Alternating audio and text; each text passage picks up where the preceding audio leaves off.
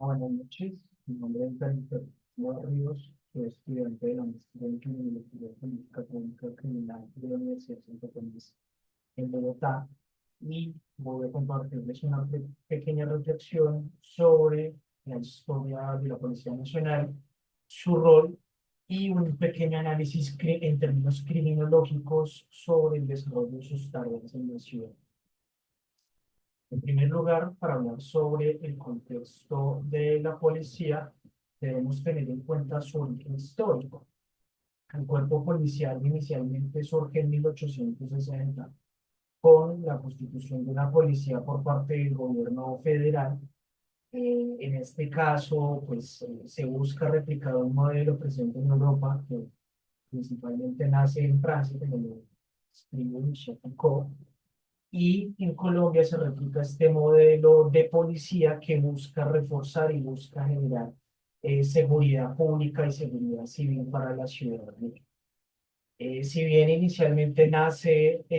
como un cuerpo desorganizado y sin entrenamiento, en 1911 se formaliza como tal la policía, la cual inicialmente queda adscrita a los organismos civiles de cada municipio y de cada región y pues se busca profesionalizar el servicio de policía. Sin embargo, como lo documentan algunos historiadores y algunos cronistas,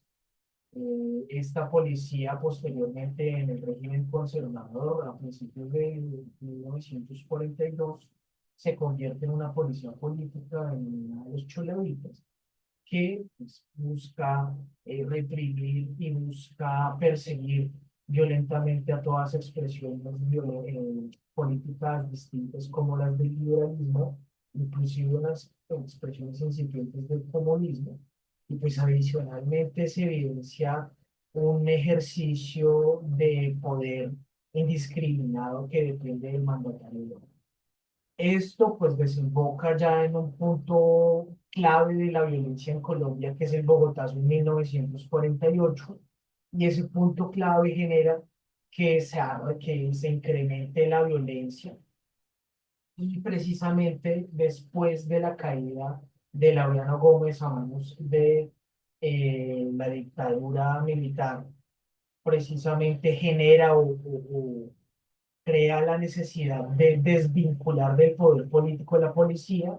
por lo cual se inicia una serie de reformas para militarizar la policía y en 1953 se establece el primer cuerpo militar de policía, frente al cual se le da una instrucción militar y se generan una serie de entrenamientos y adscripción a los cuerpos militares. Sin embargo, en 1960 se retira de ese cuerpo militar la policía y pasa a ser un organismo directamente dependiente del Ministerio de Defensa, no, directamente, no dependiente del Ejército, y pues igualmente mantiene una lógica militar, pues precisamente se mantiene en el Ministerio de Defensa o lo que entonces se llamaba el Ministerio de la Guerra. Con el transcurso de los años, precisamente, justamente, y teniendo en cuenta el nacimiento y la expansión de la doctrina de seguridad nacional por toda Latinoamérica, se evidencia un crecimiento de esta doctrina y de la pedagogía de este tipo de enseñanzas de anticomunismo y antiizquierdismo en la Policía Nacional. Y mientras tanto, el desarrollo del conflicto armado y el crecimiento de las guerrillas en Colombia van ocasionando que el policía vaya mutando en un cuerpo no civil directamente como inicialmente se veía, sino que va mutando hacia un cuerpo de carácter militar. De hecho, en 1994, uno de los hitos de la policía es la creación de los comandos jungla, en respuesta justamente a la violencia del narcotráfico. De hecho, desde 1988 al 91 más o menos, se presenta un plan de exterminio contra policías que se denominó el Plan Pistola. Y pues en respuesta a ese Plan Pistola, el gobierno crea comandos especializados que buscan replicar y buscan responder en términos militares a esa violencia. Y como último hito fundamental, como último gran hito, en 1999 se crea lo que se llamó el Escuadrón Móvil Antidisturbios SMAT, pues hasta ese momento el organismo que se creó y que atendía las protestas era el Ejército Nacional.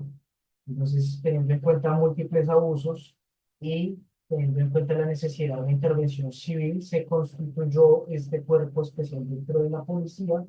justamente para atender la protesta social. Sin embargo, pues teniendo en cuenta ese entrenamiento especializado como lo vemos en los comandos Jungla, pues igualmente responde a una lógica, respondía y responde a una lógica de guerra,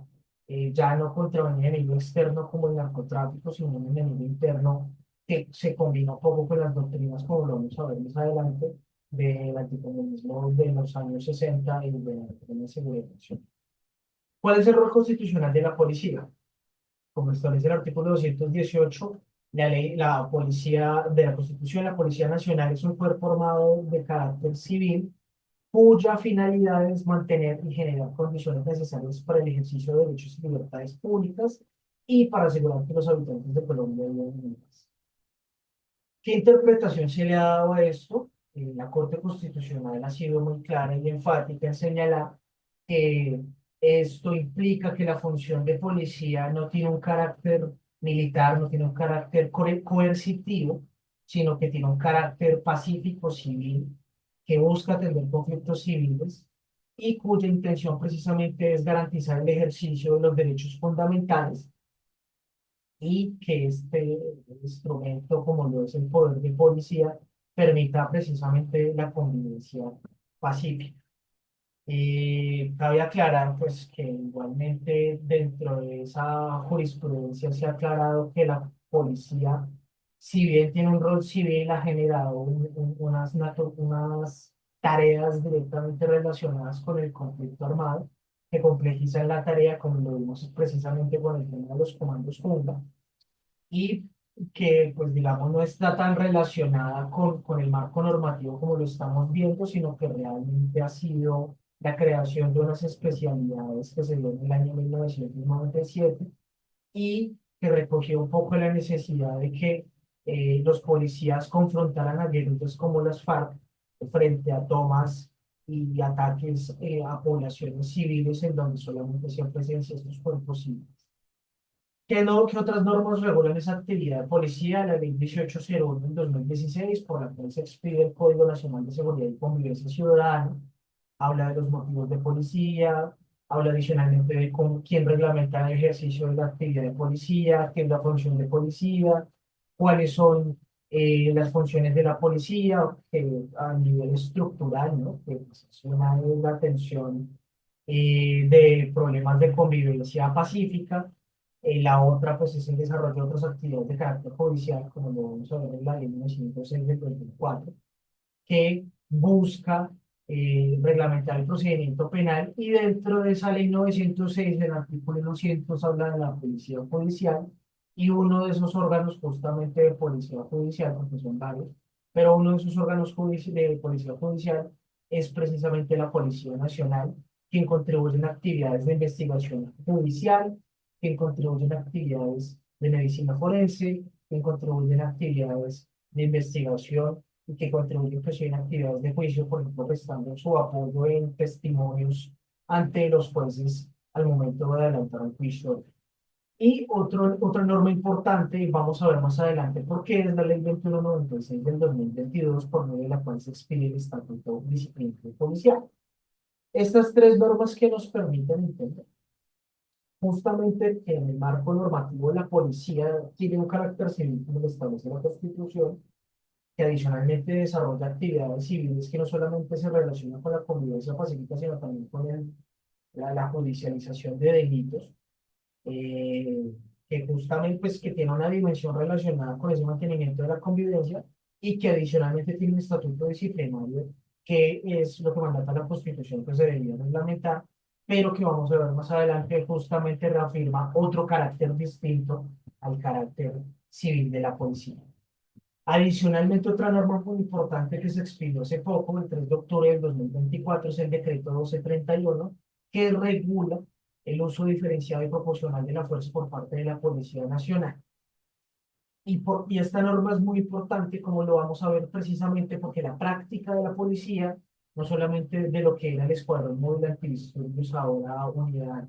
Nacional de Diálogo Móvil, UNDMO, sino que adicionalmente se relaciona con otras actividades de policía. Aquí tenemos que recordar un caso muy emblemático en Colombia que sucedió paralelamente con el Black Lives Matter en Estados Unidos, y es precisamente la muerte, el asesinato, tortura y asesinato de Javier Gómez, que era un abogado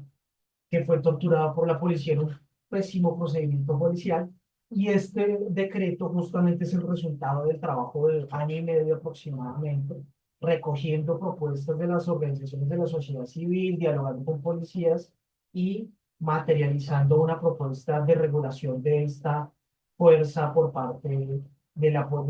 que se va a aplicar por parte de la Policía Nacional.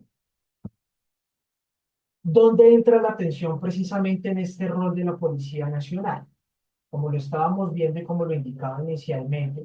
nuestra Constitución habla de un carácter civil de la policía, de un mantenimiento de la convivencia pacífica, que se recoge en la Ley 1801, que adicionalmente se recoge en la Ley 906,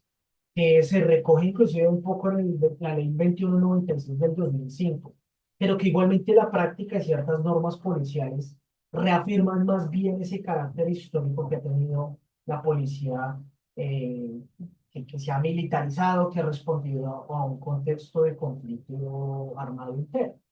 Entonces, digamos que es la visión o la antítesis entre el policía que atiende el problema del barrio, el comando jungla que responde a una dinámica de conflicto armado en una estación de policía, por ejemplo, en Leticia. Son dos dinámicas distintas. Una está en la norma, que es la del policía que atiende el problema civil en la ciudad, y otra es la que se ha mantenido con la práctica y que se ha reafirmado con ciertas normas específicas. Y por ejemplo, aquí traemos un extracto muy importante del artículo cuarto de esa ley 2196, que es el Estatuto Disciplinario Policial, y dice lo siguiente: la disciplina policial se transgrede cuando uno no se presenta el respeto y obediencia de principios, valores y derechos humanos; dos, el código de ética policial; tres, código del buen gobierno; cuatro, fundamentos éticos policiales, que son normas bastante positivas que se aproban en este estatuto. Pero aquí viene la reafirmación de esta característica de militarización y jerarquización del cuerpo policial: desacatar órdenes, instrucciones. Digamos, las instrucciones es válido siempre y cuando sean instrucciones escritas y legalmente contempladas, amparadas dentro del marco normativo; lineamientos del sistema ético policial y los demás disposiciones institucionales. Y aquí viene el carácter más fuerte de la jerarquización de la policía que se mantiene en el orden, así como atender el estricto acatamiento de la jerarquía y subordinación para el cumplimiento de la finalidad policial, de la finalidad de la Policía Nacional. Es decir, que es importante mantener el ejercicio de la policía dentro de unos estándares legales y éticos, como lo que estamos viendo, aunque extrañamente no se reglamentan en esta ley, aunque se reglamentan en el decreto 1231, pero llámese la atención justamente en este carácter jerárquico del que habla el apartado final de este artículo cuarto. Desatender el estricto, ni siquiera es un acatamiento de la jerarquía, sino del estricto acatamiento de la jerarquía y subordinación para el cumplimiento de la finalidad de la Policía Nacional. ¿Qué nos trae esto? Esto es un principio, esto es una crítica que se le ha dado a esta institución, y es precisamente el concepto de obediencia de vida que aplica para cuerpos militares, en donde hay un relativamente pequeño margen de libertad para el inferior, para el raso, para ejecutar las órdenes, de objetar una orden. Y pues precisamente se entiende que el superior ha hecho una valoración completa de estas características.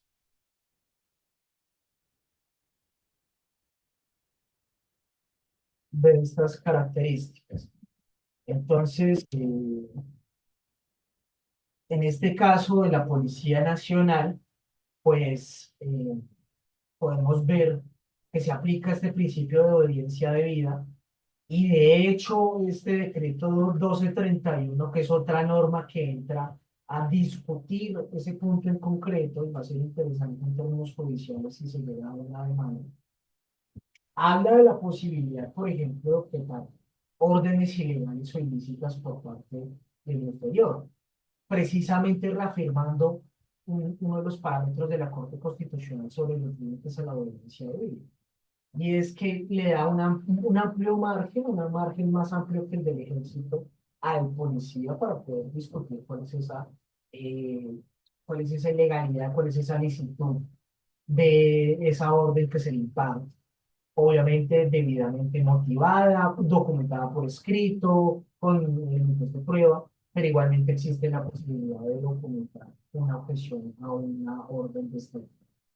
Y podemos ver cómo este modelo de militarización riñe con un modelo de rol civil, que es el que nos trae, por ejemplo, el decreto 1231 del 2024, en donde no habla de todo tipo de intervención militar, toda persona que contra algún procedimiento contra la policía es un enemigo, sino que habla de un modelo de uso diferencial proporcional de la fuerza, en donde genera una escala de cuáles son las conductas que puede presentar el policía, que puede evidenciar el policía en un contexto en el cual tenga que intervenir, que vea una percepción de riesgo, que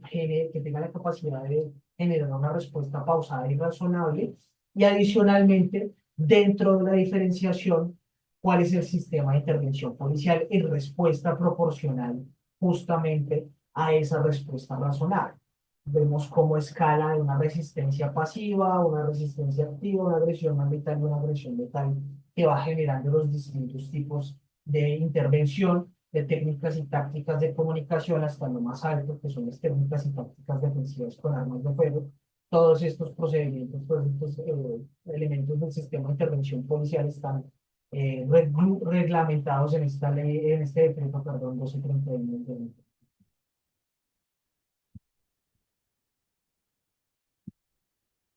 Ahora bien, teniendo en cuenta esta discusión del rol civil y el rol militar, tenemos que tener en cuenta cuáles son las labores diarias de un policía. Estas son algunas, no traje todas, pero son algunas de las labores que tratan los policías. Una de las labores diarias que ejecuta un policía es adelantar actividades de vigilancia con el fin de mantener la convivencia pacífica y adicionalmente evitar problemas que puedan repercutir en un problema, en una conducta de trascendencia penal. Por ejemplo, podemos ver aquí una de las imágenes que se está adelantando una requisa, que es un procedimiento legalmente establecido en la ley 1801, con los motivos de policía específicos, que no requiere un mandamiento escrito, pero que sí debe tener una fundamentación legal, teniendo en cuenta indicios que pueda tener el policía.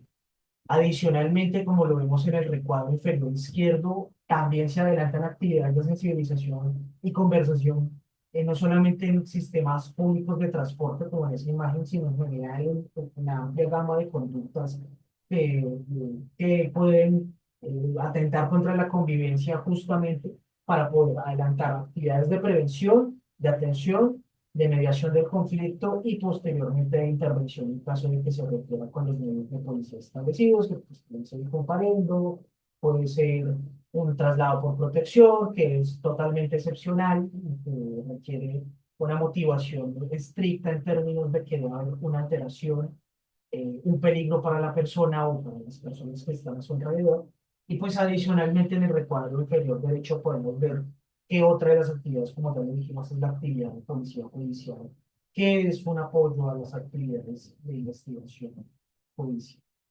Otras actividades, antes de pasar al siguiente diapositiva, otras actividades muy importantes que tienen relación con estas labores diarias de policía, que no se relacionan con Bogotá, pero que sí ocurren en otros contextos, como por ejemplo el plateado en Cauca, es que hay una atención directamente del conflicto armado por parte de la policía. Es decir, hay confrontaciones por parte de la policía contra actores armados, hay cuerpos armados de la policía adelantando operaciones especializadas, operaciones de confrontación contra la fuerza de una disidencia o contra la fuerza de un grupo armado organizado y otras actividades de carácter especial, como por ejemplo vigilancia de hidrocarburos, que igual podrían marcarse dentro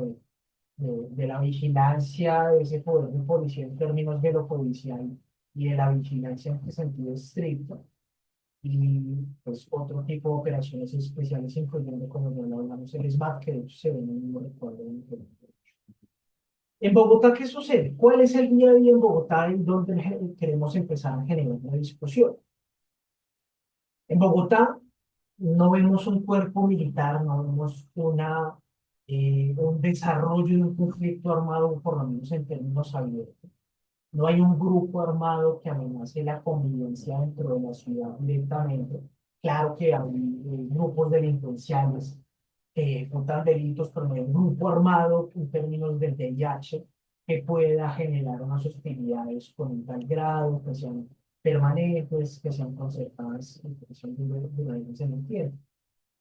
¿Y esto qué nos genera? Que entonces la policía se vuelque directamente en actividad de convivencia. Esta estadística que hemos tomado de la Secretaría de Convivencia y Justicia de Bogotá, por ejemplo, nos revela cómo en 7 años, 1.006.811 comparendos de 3.400.661 son comparendos por porte de armas punzantes, portantes o de sustancias peligrosas. Entonces, por ejemplo, ¿y esto qué nos trae? Esto nos trae precisamente que una de las labores principales en Bogotá es esa labor de vigilancia. Volvemos a la anterior diapositiva. Justamente esa actividad de requisa puede generar esa incautación de esas armas y de la imposición de esa multa que tiene una gran mayoría de comparendos en el marco del Código Nacional de Seguridad y Convivencia 1801/2016. Entonces, una de las actividades mayoritarias de la policía justamente es adelantar labores de verificación y mantenimiento de la convivencia pacífica en Bogotá. En términos de la civilidad, en términos de aplicación del Código Nacional de Seguridad y Convivencia, a tal punto que el 30% de estos comparendos únicamente corresponde a esa actividad que se puede derivar de la actividad de vigilancia. Otro punto concreto también de esa labor diaria en Bogotá, dentro de esas labores que adelantan en términos de convivencia, es el cuidado del transporte público. Más allá de cualquier debate frente a la moralidad o no de colarse, podemos ver que uno de los mayores números, del mayor porcentaje de comparendos en Bogotá es precisamente la imposición de un comparendo por el artículo 146, numeral 7 de la ley 1801, que es evadir el pago de la tarifa tiquete o medio que genere el pago del ingreso válido al sistema. Y en este sentido, entonces, podemos ver que las actividades principales de la policía entonces, son vigilar la calle y adicionalmente vigilar el transporte público. Ya por abajo de esta conducta se ve la afectación al procedimiento policial, que es incumplir, desacatar o desconocer la función de policía. Esto puede derivarse también de un procedimiento de vigilancia. En algunos casos muy reducidos, esto se deriva de un procedimiento judicial, sin embargo, pues no tenemos la capacidad de determinar qué corresponde a qué estándar de estadística. Y volvemos a ver dentro de esa gran relevancia de otra conducta relacionada con el transporte público, que es salir por estaciones, por sitios distintos a los puertos designados. Pues vemos que casi que el 80% de las conductas relacionadas con porte de armas se relacionan con transporte público, y entonces eso nos reafirma lo que acabamos de decir, en términos de que la policía día a día en Bogotá tiene una mayor dedicación a cuidar la convivencia en términos de vigilancia en la calle y cuidado del transporte. Ahora, en términos de lo judicial, en términos de convivencia con lo judicial, en términos de atención al delito, podemos ver que hay unas estadísticas también tomadas de la Secretaría de Convivencia y Justicia, que es un análisis pormenorizado para Bogotá del sistema de la policía del cierto. De hecho, podemos ver que la atención mayoritaria para delitos corresponde a hurto a personas y violencia intrafamiliar. Podemos ver una altísima tasa de delitos de hurto a personas. aunque hay una reducción del 17,5 a estas, en el mes pasado, en el mes de octubre de 2024. Sin embargo, 110.527 casos de enero a octubre de 2024, que representa casi que 11.000 casos, 11.000, casi 100 casos por mes, lo cual es una alta tasa para una ciudad. Pues adicionalmente, el siguiente delito que atienden estos policías, pues es el delito de violencia intrafamiliar, que tenemos una altísima tasa, de hecho con un incremento bastante alarmante del 71,4% en comparación con el año anterior,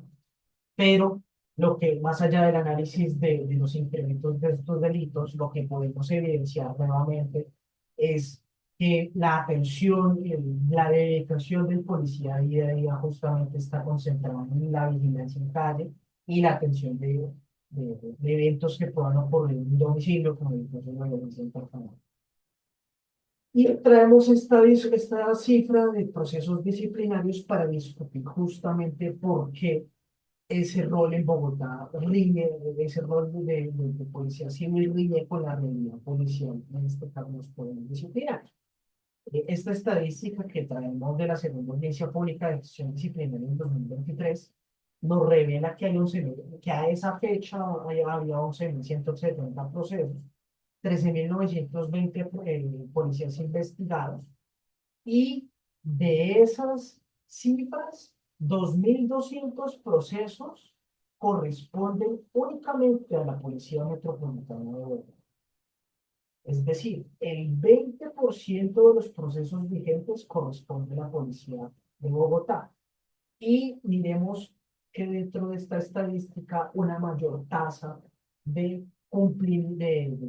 investigación en términos del grado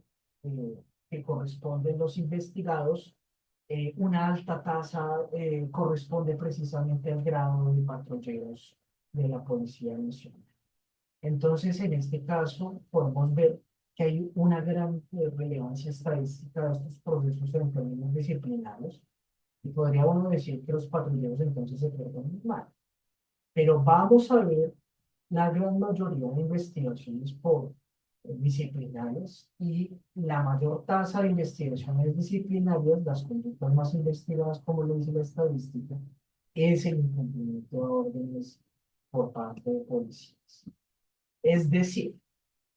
que del procesamiento de quejas disciplinarias, realmente el mayor número corresponde es a la generación de una disciplina vertical. Y lo vimos en la ley 2196 del 2022. Es decir,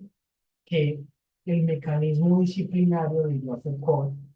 está utilizándose en la Policía Nacional no para reflejar esa conducta policial enmarcada en los derechos humanos, enmarcada en la atención al conflicto o en la solución asertiva de conflictos, sino que está volcada es a generar, a